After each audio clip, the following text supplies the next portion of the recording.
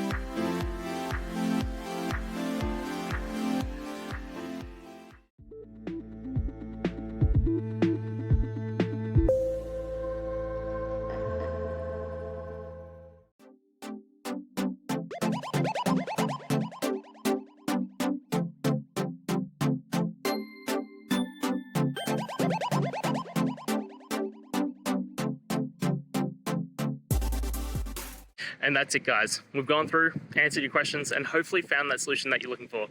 If we did, please hit subscribe. I'd really appreciate it. And until the next time you need technical help, I hope you have a good one.